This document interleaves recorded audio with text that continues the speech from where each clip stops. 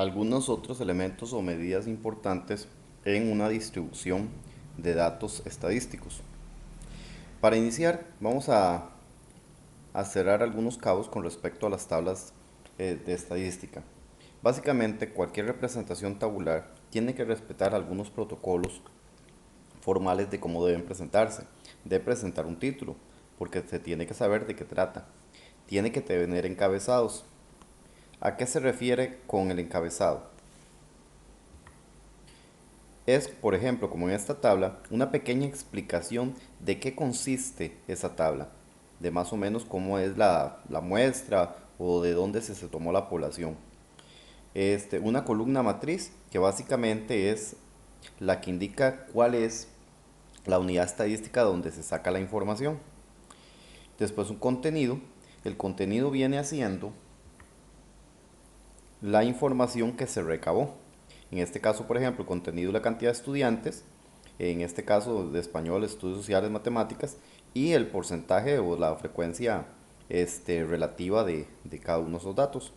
Y por último, la fuente es de dónde se extrajo esa información, de dónde es que vino esa información, que por ejemplo en este caso fue del registro de docentes. Generalmente tiene que tener todos estos elementos porque cualquiera que vea la tabla tiene que saber de qué trata la tabla, de dónde viene, cuál fue su contexto, etcétera. Para eso es normalmente esas partes de una tabla. Hay algunos otros formatos que también se siguen por formalidad. En algunos casos se indica que no debería llevar la cuadrícula, que debería solamente venir la cuadrícula en la parte que es el encabezado, pero eso es también un poquito más de formalidad. Pero básicamente sí tiene que tener estos elementos para poderse entender de qué trata la tabla. Otros elementos que también tenemos que tener presente es que sus representaciones pueden ser varias. Ya habíamos hablado anteriormente sobre la representación por histograma o polígono de frecuencias, como aquí lo vemos, pero también hay otras, como la representación circular, la representación de barras, que generalmente es cuando son por datos discretos, cuando no son intervalos de clases. También está por diagramas de puntos, que se tiene la variable y la cantidad de frecuencias con que se repite cada una de ellas. Y así sucesivamente hay muchas otras formas para representar gráficamente una serie de datos. Lo ideal, eso sí, es que la representación gráfica que se utilice sea de fácil interpretación para la persona que va a leer esa gráfica, que pueda interpretar fácilmente la información que viene en esa gráfica. Un detalle muy importante que hay que tener presente cuando se nos presenta la información estadística siempre es el hecho de cómo se interpreta esa información. Hay que tener mucho cuidado porque en esto existen a veces abusos en el lenguaje de la gráfica o la interpretación que se hace de esa gráfica. ¿Por qué se dice abusos? Bueno, porque en ocasiones, dependiendo del que está presentando la gráfica, puede dar una interpretación que no necesariamente es correcta. Porque hay que tener claro, ver los elementos que está representando, si de lo que está hablando tiene una relación directa con las variables. Por citarles un ejemplo,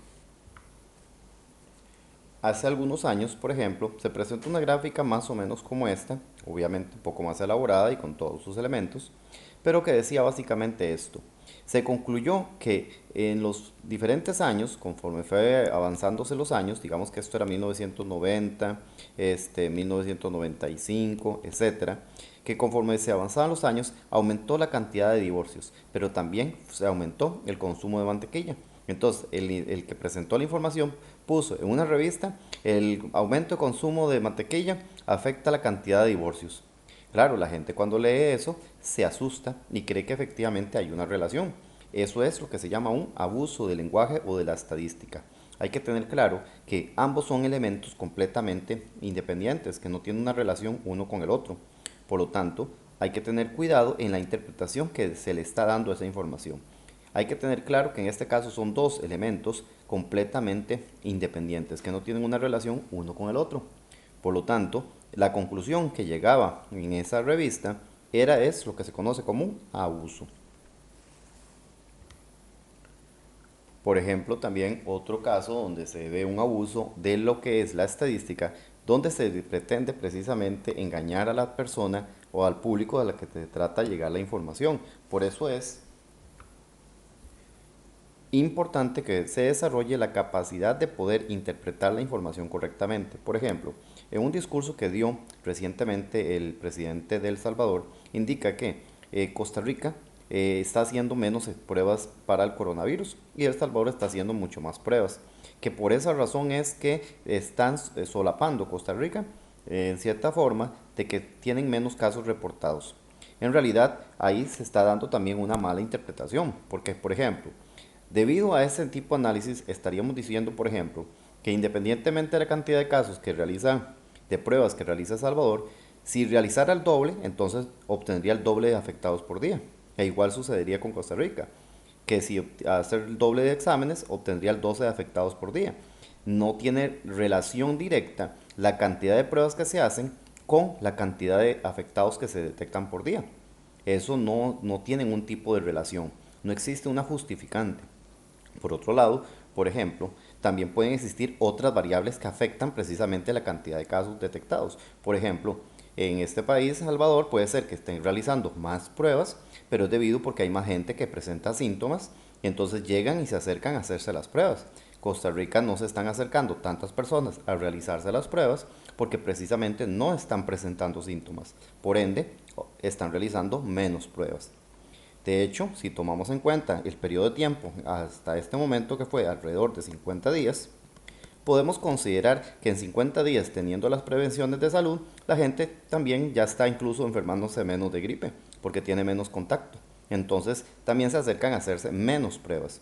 Por eso es que no se pueden dar afirmaciones sesgadas o tan directas, interpretando la información estadística sin también revisar las otras variables que pueden estar afectando la presentación de la información.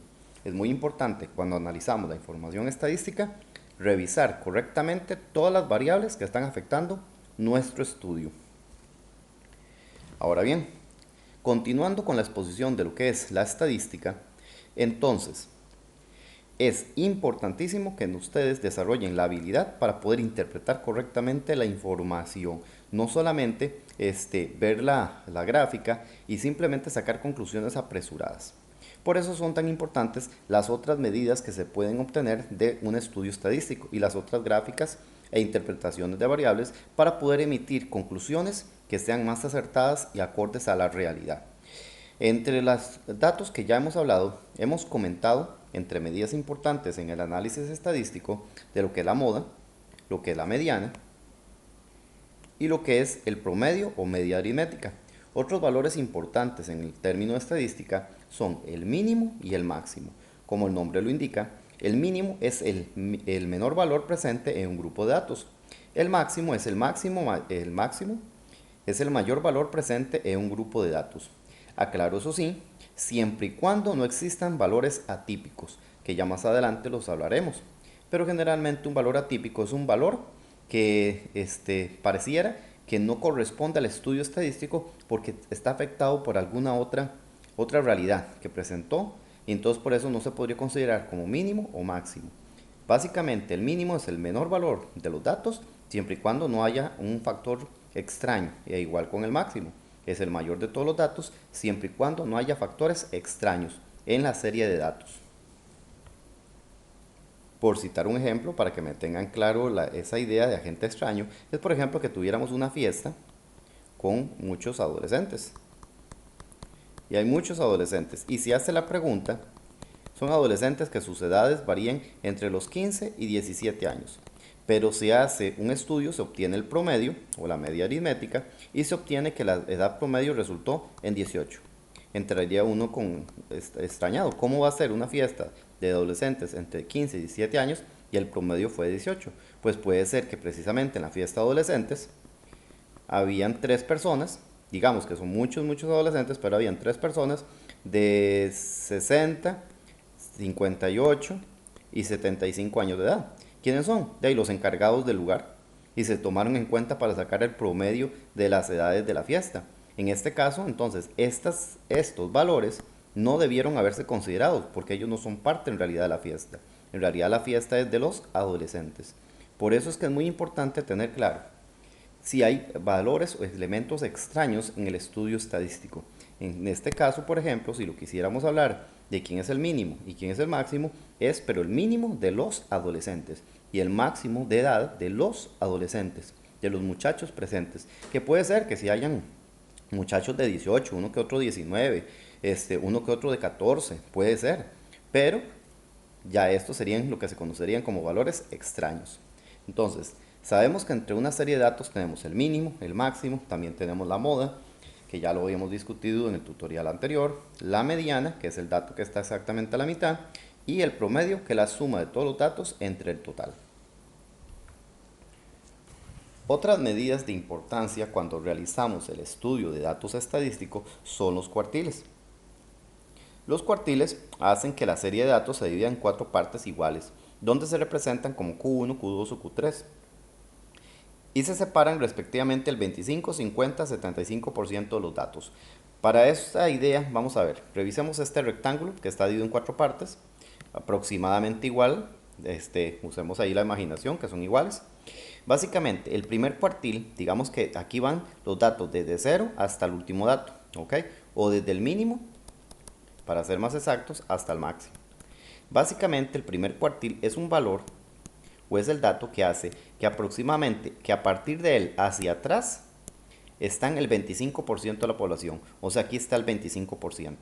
El cuartil 2, básicamente, es el dato que hace que a partir de él hacia atrás está el 50% de la población, o sea, incluye este sector e incluye la parte que correspondía al cuartil 1, o sea, aquí está el 50% de la población.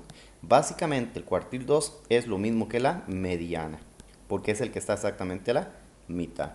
Y el cuartil 3 básicamente es un valor que hace que a partir de él hacia atrás está el 75% de los datos. O sea, que cada una de estas secciones es de 25%. Entonces este es el primer 25%, otros 25% que hacen 25 y 25, 50%. Y otro sector de 25%, donde entonces es 25, 25 y 25, 75%. Entonces los cuartiles lo que hacen es dividir la serie de datos en sectores de 25, 50 y 75%. Es el dato que precisamente está en la posición tal que a partir de él hacia atrás está el 25, 50 y 75%. Ahora bien, los cuartiles, como les digo, es un dato. Es un dato que está en una posición. El asunto es cómo encontramos ese dato. Básicamente lo que vamos a hacer es aplicar esta fórmula para encontrar la posición del cuartil. Básicamente sería esta fórmula que dice que la posición del primer cuartil va a ser, en este caso K es 1, va a ser 1 por n más 1 entre 4. Esa sería la posición del primer cuartil. Si fuera el cuartil número 2, la posición del cuartil número 2 va a ser P2, o sea, P2 va a ser entonces K, en este caso 2. Entonces 2 por n más 1 entre 4. Pero si lo analizan, simplificado el 2 y el 4 se pueden simplificar, lo que nos resulta que como ambos tienen mitades, estos dos, y esto es precisamente la fórmula de la posición de la mediana. ¿Por qué? Porque el cuartil 2 es exactamente lo mismo que la mediana. Pero ustedes pueden usar la fórmula directamente si gustan y pueden poner el 2 y el 4. No afecta porque es exactamente el mismo resultado. Y finalmente la posición del cuartil 3 va a ser entonces, como aquí K es 3, sería 3 por n más 1 entre 4. Estas fórmulas lo que les dicen a ustedes es la posición en que se encontrará en nuestra serie de datos el cuartil 1, el cuartil 2 y el cuartil 3. Eso lo que les va a decir a ustedes es la posición, no quién es el cuartil. Ustedes tienen que irse a la serie de datos y buscar, de acuerdo a la posición que obtuvieron, quién es el dato que está en la posición que obtuvieron, quién es el dato que obtuvieron acá, en que la posición, y buscar quién es ese dato. Revisar esta posición y buscar en la serie de datos quién es el cuartil 3 en este caso. O sea, la fórmula lo que dice es la posición. Ahora, hay diferentes formas de interpretar o calcular el cuartil. Aquí, en este folleto, viene una fórmula para determinar el cuartil. Esta es la fórmula, por decirlo así, más formal. pero para efectos del Ministerio de Educación vamos a hacer una pequeña aclaración cuando obtengamos la posición. Resulta que si esta posición les da un número entero, tienen que proceder de la siguiente manera. Si resulta un entero, entonces ustedes directamente buscan quién es el dato que está en esa posición. O sea, simplemente ven quién es el dato en la posición que obtuvieron, sea el cuartil 1, 2 o 3. O sea, cuando es un entero no hay problema. Pero cuando el número resultó con decimales, o sea, cuando la posición PK les da con decimales, entonces ahí ustedes tienen que revisar el inferior y el superior del número que obtuvieron y buscar el valor que está en la posición anterior y superior. Me explico un poco mejor. Supongamos que la posición ustedes de P, digamos que P3 les dio, por decir algo, un valor como 12.25. ¿Ok? Quiere decir que nosotros vamos a buscar el dato que está en la posición 12, que es el decimal anterior a 12, y el que está superior en la posición 13. O sea, vamos a buscar de nuestra serie de datos qué valor está en la posición 12 y lo apuntamos. Ese va a ser el que le acabo de llamar n. Y vamos a buscar cuál es el dato que está en la posición 13 y lo apuntamos. Una vez que tenemos quiénes son los datos que están en esas dos posiciones, los sumamos y los dividimos entre 2. Eso es todo. Entonces, básicamente es, si cuando calculan P1, P2 o P3 les da un número entero, entonces simplemente buscan qué valor está en la posición que les dio. Pero cuando el PK es la posición de P1, P2 o P3 les dio con decimales, entonces tienen que buscar el inferior a ese número entero y el superior a este número entero. Ver esas dos posiciones y buscar en la lista de valores cuáles son los que están en esas posiciones. Se suman y dividen entre 2. Ese sería el cuartil que estamos averiguando. ¿Ok? Entonces, esa es la diferencia cuando calculan la posición y les da con decimales. Esta fórmula es que considera un poco el peso que tiene esa parte decimal, pero para efectos del Ministerio de Educación de Costa Rica, basta con que nos fijemos en el inferior y superior para determinar el cuartil. ¿Ok? Pero realicemos el cálculo, por ejemplo, de esta serie de datos para determinar el cuartil 1, 2 y 3 para que quede un poco más claro el uso de esta fórmula. ¿Ok? Recuerden que una serie de datos, bueno, en este caso las emergencias ingresadas en un hospital los últimos 12 días de diciembre del 2013, o sea, 29 emergencias, 36, 38, etc. Recuerden que lo primero que tenemos que hacer es ordenar nuestros datos. Ya los ordenamos. Notemos entonces, bueno, el ejercicio nos pedía determinar el mínimo, el máximo, la moda, la media aritmética y los cuartiles. Haremos el cálculo de estas medidas, aunque lo hicimos en el tutorial anterior, pero aprovechemos y hagámoslo todo. Respetemos el ejercicio. Primero, el mínimo. El mínimo en este caso es el menor de todos los valores, que en este caso es 28. El máximo. El máximo es el mayor de todos los valores, que en este caso es 48. La moda. La moda, en este caso, recuerden que es el dato que más se repiten, pero el 29 está dos veces, 32 está dos veces, 36 hay dos veces, 38 está dos veces. Casi que podríamos decir que no hay moda, porque todos los datos se repiten. Pero digamos lo que son tanto el 29, el 32, el 36 y el 38. Todos son modas. Aunque como tales no aportan mucho en esta información porque son muy variables. Está la mediana. La mediana, bueno, la mediana es el cuartil 2, entonces ahorita lo calculamos. Y la media aritmética, el promedio, recuerden que es la suma de todos los datos entre el total. En este caso, eso sería sumar todos los valores, que en este caso son 28, más 29, más 29, más 32, más 32, más 36, más 36, más 38, más 38, que está dos veces, más 43, más 45, más 48, todo dividido entre el total de datos. En este caso son 12 porque eran 12 días. Entonces esto nos da 36.16 con periodo. Entonces nos da 36.16 con periodo S16. Recuerden que en la calculadora ese paréntesis pequeñito indica periodo. Bien, entonces ya tenemos todo eso. Lo que nos faltan son los cuartiles. Entonces calculemos los cuartiles. Cuartil 1. Entonces para el cuartil 1 calculamos la posición 1. Eso va a ser la fórmula, entonces era, recuerden que es K por N más 1 entre 4. Entonces en este caso es 1 por N. ¿Quién es N? La cantidad de datos. Vamos a ponerlo aquí. N es 12 datos. Entonces 12 más 1 entre 4. Al hacer eso en la calculadora, eso nos daría fracción 1 por 12 más 1 entre 4. Nos da 3.25. Eso nos da 3.25, nos dio decimales. Entonces necesitamos el dato que está en la posición número 3 y en la posición número 4. ¿Por qué? Porque 3,25 está entre el 4 y el 3. Son los enteros inmediatos de cada uno de ellos. Por eso es. Entonces busquemos quiénes son los que estaban en esas posiciones.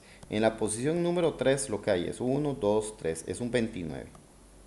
Y en la posición número 4 lo que hay es 1, 2, 3, un 32. Entonces el cuartil 1 es tomar estos dos valores, sumarlos y dividirlos entre 2. Eso nos daría 29 más 32 dividido entre 2 nos da 30.5. Entonces el cuartil 1 es 30.5. Y ya obtuvimos el primer cuartil. Vamos con el cuartil número 2. Cuartil 2. Entonces calculamos la posición 2, que era otra vez K. Bueno, recuerden que la fórmula es K por N más 1 entre 4. En este caso, como es el cuartil 2, es 2 por N más 1. Bueno, N ya sabemos que es 12 entre 4. E ingresamos eso en la calculadora. Entonces tenemos 2 paréntesis, 12 más 1 entre 4. Vean que lo único que está cambiando es el valor que tenemos aquí de K, que es 1, 2 y 3. En este caso eso nos da 13 medios, que son 6.5. Nos dio decimales otra vez. O sea, necesitamos el dato que está en la posición 6 y en la posición 7. ¿Quiénes son? Bueno, vamos a fijarnos en la lista de valores. En la posición 6 tenemos 1, 2, 3, 4, 5, 6. Es un 36. En la posición 7 es otro 36. En este caso, como los dos son exactamente el mismo, el cuartil 2 es precisamente 36. Porque si yo lo sumo y lo divido entre 2, va a dar precisamente 36, porque es el mismo valor. Si ustedes gustan, lo verifican en la calculadora.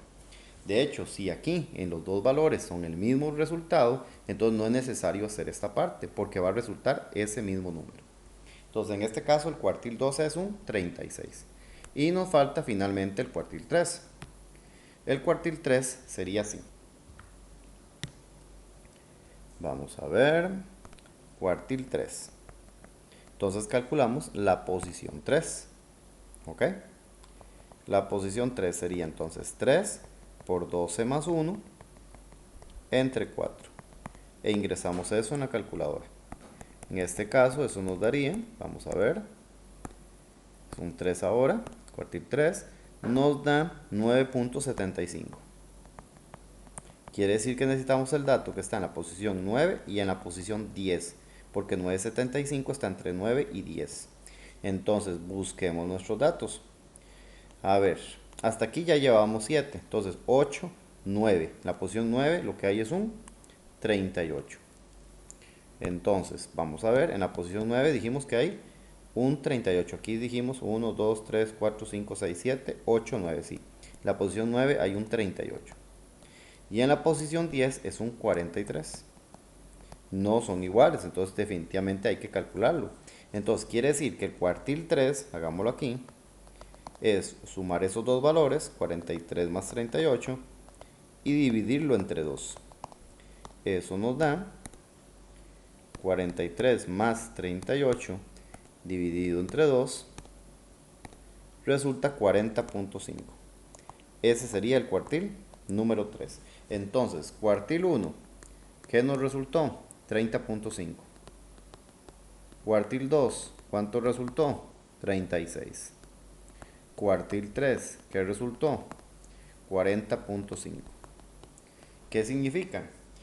Que el 25% de los datos son menores a 30.5, el 50% de los datos son menores a 36 y el 75% de los datos son menores a 40.5. Básicamente eso es lo que vienen a significar los cuartiles. Finalmente, ¿cuál medida de posición debemos emplear para analizar un grupo de datos? Bueno, ya vimos que existe la moda, la mediana y el promedio, y existen los cuartiles. Resulta que no toda la distribución de datos generalmente va a ser igual. Existen algunos casos que, como les mencioné anteriormente, existen valores extremos muy altos o muy bajos que nos afectan la distribución de nuestros datos. Resulta que cuando unos datos están simétricamente bien distribuidos, en ese caso el promedio, la mediana y la moda son prácticamente iguales. Repito, entonces cuando los datos están adecuadamente distribuidos, entonces tanto el promedio, la mediana y la moda son prácticamente iguales, coinciden en el mismo valor. Pero cuando existen datos que son muy altos o muy pequeños, que jalan la curva, entonces ahí se da lo que se llama una distribución asimétrica. Entonces se presenta una asimetría positiva. Por ejemplo, la asimetría positiva, ¿qué es lo que pasa? Que hay valores tan altos, que hacen que el promedio se jale. O sea, que el promedio esté dando más que la mediana. Y en ese caso, entonces, la mediana queda mayor que la moda generalmente que tiene la distribución de datos. Aquí estaría el valor del promedio. La mediana andaría por este lado y aquí andaría la moda, que es el dato que más se repite. Entonces, por eso es que es la parte más alta. En este caso, entonces, se da lo que se llama una simetría positiva. Entonces, usted reconoce una simetría positiva porque por lo general el promedio o la media aritmética es mayor que la mediana. Y no por poco, sino por bastante. Porque si son muy similares, entonces podemos decir que sí hay simetría. Pero si es un poquito más grande que la mediana, entonces ahí podemos decir que existe una simetría positiva. Básicamente, ¿por qué es que sucede esto? ¿Por qué el promedio se vuelve un poco más grande si hay valores extremos muy grandes? Eso es como ver este juego de cuerdas. Veamos. Tal vez ustedes se preguntarían qué hacían esas figuras ahí. Imagínense que están jalando la cuerda. Este grupo de niños están en 3 y 3, están adecuadamente distribuidos. Pero ¿qué sucede si aquí agregamos a este artista, que algunos de ustedes conocen, a Veguito, en su forma Super Saiyajin fase Dios, y lo ponemos a jalar de este lado? De ahí, es de esperar entonces que la curva se vaya para allá, se vaya a ganar para este lado. Entonces, eso es lo que sucede en una simetría positiva. Agarra un elemento extraño que obviamente es mucho más fuerte en este caso que todos ellos y entonces jala en forma para esta dirección. Entonces hace como que se estire la curva para allá y afecta entonces al promedio porque hace entonces que el promedio sea más alto para este lado. Ahora, ¿qué sucede si más bien hay extremos muy pequeños? Te pasa lo contrario. Básicamente, en este caso, viene el elemento por este lado y entonces ahora la dirección se va en la dirección contraria, sería para acá. Y entonces eso provoca que el promedio más bien se haga menor que la mediana. Entonces pasaría una distribución como esta.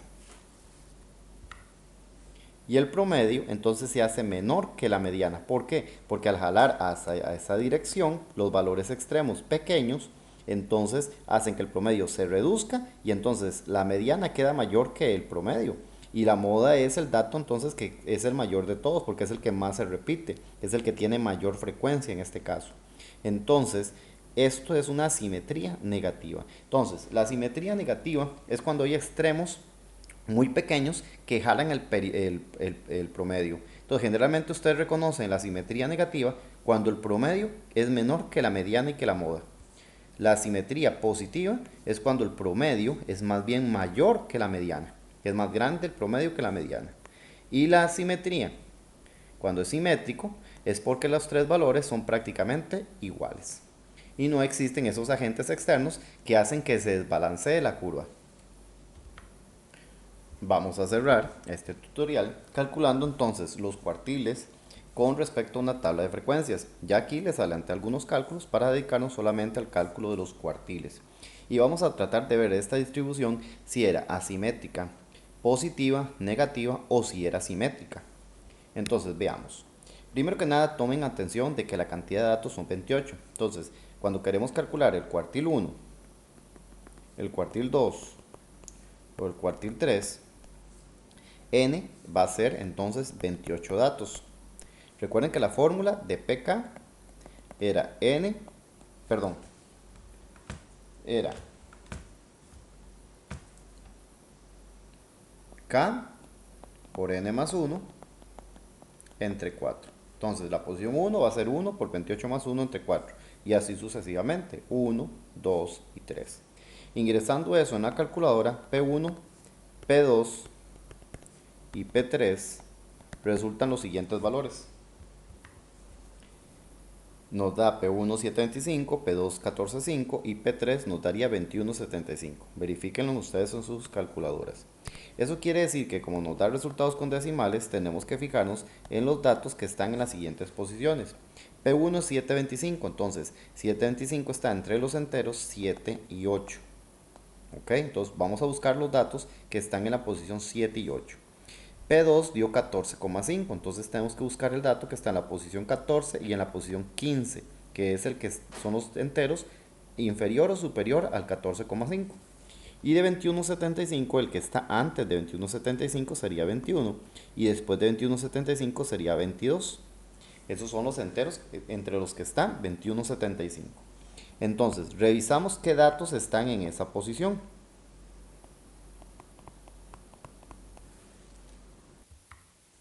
Pero para poder revisar qué datos están en estas posiciones necesitamos la frecuencia acumulada. Entonces vamos a calcular la frecuencia acumulada.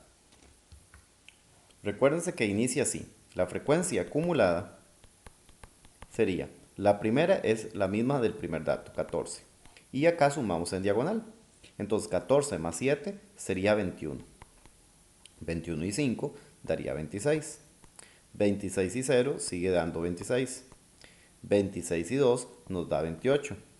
Ahora sí, ya podemos buscar los datos en sus posiciones. Ocupamos el dato que está en la posición 7 y 8. Esta frecuencia acumulada dice que es el 14, perdón, el 20 son los datos que se dan desde la posición número 1 hasta la posición 14. O sea que en la posición 7 y 8 lo que hay es un 20.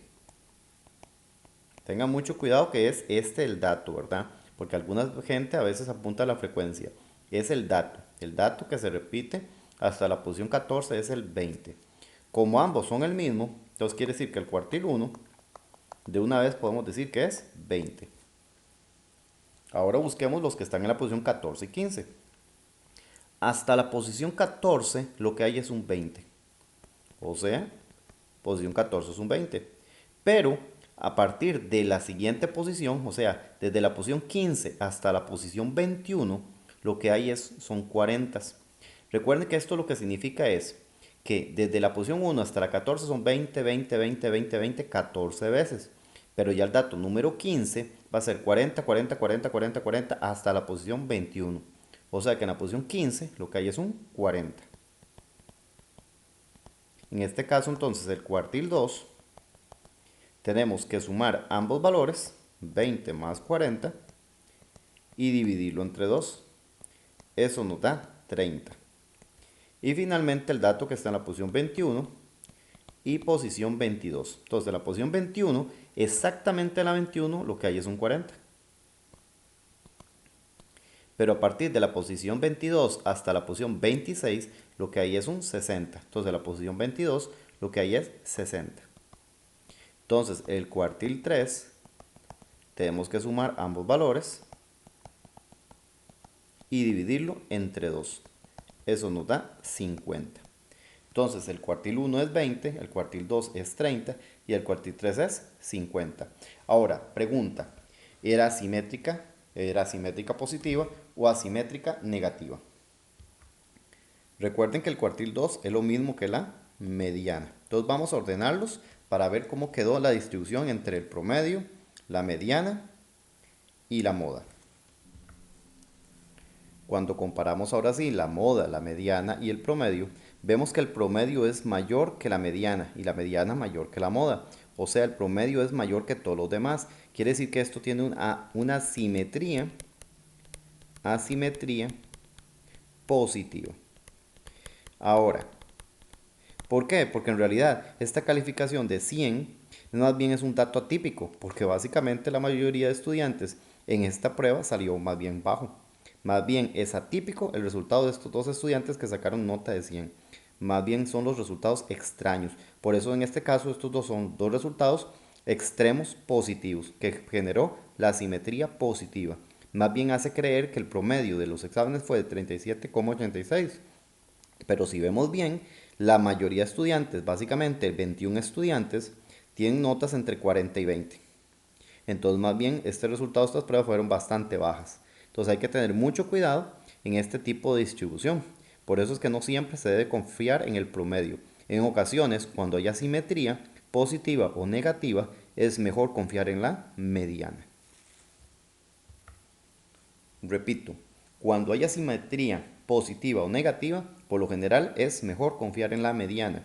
Y les invito a ustedes a realizar los cálculos para el promedio. Recuerden que esto lo pueden ingresar en la calculadora. Verifiquen si les da el 37,86. Muchas gracias.